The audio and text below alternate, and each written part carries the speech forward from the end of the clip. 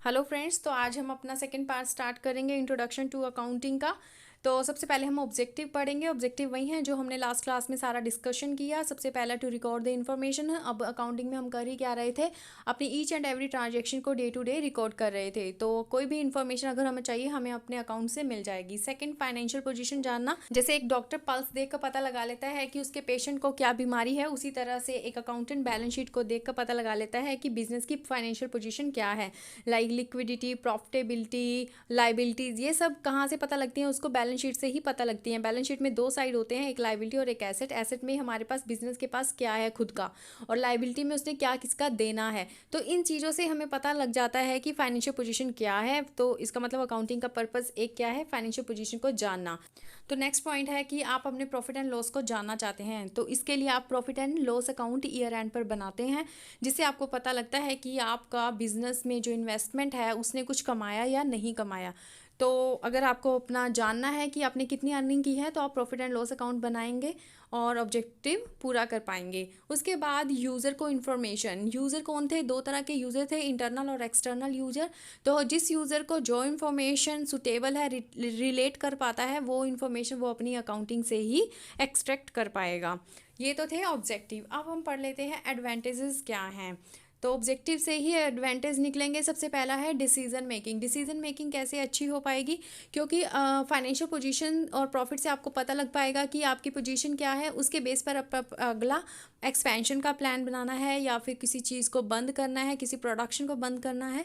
तो ये सब डिसीजन किस बेस पर निकाल पाएंगे, अकाउंटिंग के बेस पे। उसके बाद कैश पोजीशन, कि आपके बिजनेस की कैश पोजीशन क्या है, लिक्विडिटी ज़्यादा है या कैश कम है। तो उसको प्रॉपर मैनेजमेंट करनी पड़ती है कैश की, क्योंकि कैश ना तो कम होना चाहिए बिजनेस में, ना ही बहुत ज़्यादा होना चाहिए। उसके बाद डिस्प्यूट रिजोल्यूशन। डिस्प्यूट रिजोल्यूशन क्यों है, क्योंकि अगर आपने अकाउंट्स बड़े सिस्टमेटिक वे से और रूल रेगुलेशन फॉलो करके बनाए होंगे तो जो आपका अकाउंट है वो एक एविडेंस के तौर पर काम आएगा, और आपका जो भी झगड़ा किसी भी पार्टी से हुआ है उसको सॉल्व करने में हेल्पफुल रहेगा। उसके बाद है टैक्स डिटर्मिनेशन। टैक्स डिटर्मिनेशन कैसे है कि टैक्स या तो प्रॉफिट पर लगेगा और इनडायरेक्ट टैक्स किस पर लगता है, लाइक सेल परचेज पर।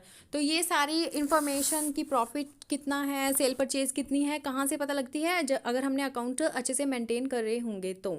उसके बाद कंपैरिजन। कंपैरिजन दो जगह होता है। एक तो हमारा खुद का खुद से, मतलब पिछले सालों में हमने क्या कमाया था उसके साथ, उसको बोलते हैं हम इंट्रा कंपैरिजन। और एक करते हैं हम दूसरों के साथ कंपैरिजन, मतलब दूसरी कंपनीज ने क्या कमाया और हमने क्या कमाया, ठीक है, उसको बोलते हैं इंटर कंपैरिजन। तो अगर कंपैरिजन करना है तो अकाउंटिंग की ज़रूरत पड़ेगी। उसके बाद सिस्टमैटिक रिकॉर्ड है, ठीक है, रिप्लेस द मेमोरी कर देगा आपका।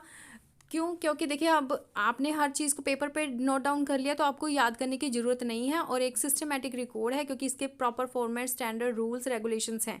उसके बाद फाइनेंशियल पोजीशन एंड साउंडनेस को जानना है, वो तो है ही है। अब अकाउंटिंग का मेन पर्पज़ ही यही है कि आपको प्रॉफिट एंड लॉस बताना, किसका क्या देना है, क्या लेना है, वो सब बातें अकाउंटिंग से ही पता लगती हैं। तो ये तो थी एडवांटेज एंड ऑब्जेक्टिव, अब तक हमने कर लिया। अब हम करेंगे अपना नेक्स्ट टॉपिक, डिसएडवांटेज।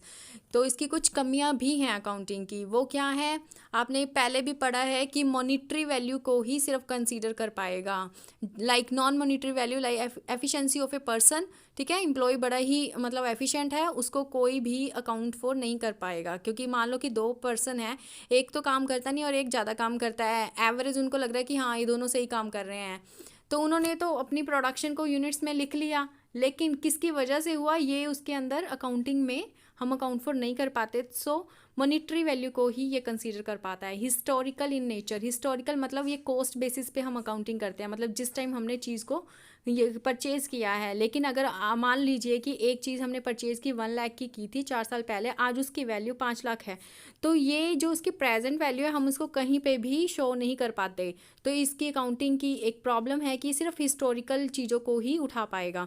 उसके बाद एस्टिमेशन बेस्ड है, इसलिए एग्जैक्ट पोजीशन कई बार चीज़ों की नहीं पता लगती। इस अकाउंटिंग के अंदर हम प्रोविज़न बनाते हैं जहाँ पर हमें फ्यूचर को देख कर एस्टिमेट करना पड़ता है कि हाँ क्या लॉस होगा, उसके लिए प्रोविज़न, क्या खर्चा होगा, उसके लिए प्रोविज़न बना दिया जाता है। तो इसका मतलब एग्जैक्ट चीज़ नहीं पता लग पाती, क्योंकि वैसे भी फ्यूचर अनसर्टेन होता है और फ्यूचर के लिए एग्जैक्ट कुछ भी कहना मुश्किल है। और फोर्थ है विंडो ड्रेसिंग। विंडो ड्रेसिंग का मतलब है ऊपरी दिखावा करना। बिजनेस में क्या है कि अकाउंटेंट क्या करते हैं, कई बार अपनी एंट्रीज को छेड़छाड़ करते हैं अकाउंट के साथ, जिससे क्या करते हैं प्रॉफिट ज़्यादा दिखा देते हैं। और अगर लोन लेना हो तो फिर बैंक क्या करता है, उसके बेस पर आपको लोन ज़्यादा दे देता है। तो आजकल जो प्रॉब्लम आपने सुनी भी होगी बैंकों के साथ, एनपीए की प्रॉब्लम है, वो इसीलिए ही है क्योंकि उन्हें अपना पैसा वापस नहीं मिल पाता और वो उनकी बैलेंस शीट पर जो कि विंडो ड्रेस्ड होती हैं उसके बेस पर लोन दे देते हैं। तो विंडो ड्रेसिंग भी एक अकाउंट की प्रॉब्लम रही है। अब हम पढ़ लेते हैं अपना next topic, book keeping versus accounting. तो बुक कीपिंग जहाँ पर ख़त्म होती है वहाँ अकाउंटिंग स्टार्ट होती है। इसका मतलब बुक कीपिंग क्लासिफिकेशन पर ख़त्म हो जाती है, उसके बाद समराइजेशन, एनालिसिस करना, इंटरप्रिटेशन करना, वो किसका काम है, अकाउंटिंग का काम है। इसका मतलब क्या हुआ, बुक कीपिंग प्राइमरी स्टेज है जबकि अकाउंटिंग एक सेकेंडरी स्टेज है। और बुक कीपिंग में हम कर ही क्या कर रहे हैं, एक जरा सा रिकॉर्डिंग ही कर रहे हैं। तो रिकॉर्डिंग तो कोई क्लर्क भी कर सकता है, लेकिन जब अकाउंटिंग का काम आता है वो क्या करेगा, एक स्पेशलाइज नॉलेज का पर्सन हमें चाहिए होगा। उसके बाद बुक कीपिंग में क्या है, देखिए कि ये रूटीन का वर्क है, रिकॉर्डिंग रोज की रोज होती है, हर एक ट्रांजेक्शन को हमें रिकॉर्ड करना है, तो हमें बुक कीपर चाहिए, मतलब एक क्लर्क तो चाहिए ही। लेकिन जो समराइजेशन एनालिसिस का काम है वो ईयर एंड पर होता है। इसका मतलब वो ईयर एंड की जो है वो काम ईयर एंड का है, ना कि रूटीन का है। तो ये है बुक कीपिंग, जहाँ ख़त्म होगी वहीं अकाउंटिंग स्टार्ट हो जाती है।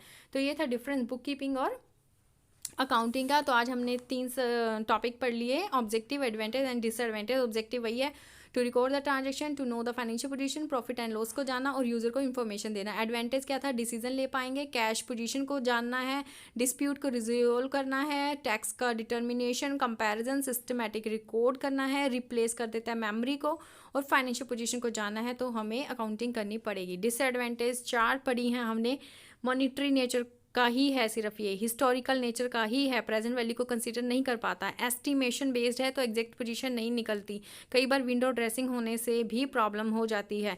तो ये है इसकी डिसएडवांटेज। उसके बाद हमने बुक कीपिंग वर्सेस अकाउंटिंग पढ़ लिया है कि वो एक प्राइमरी स्टेज एंड सेकेंडरी।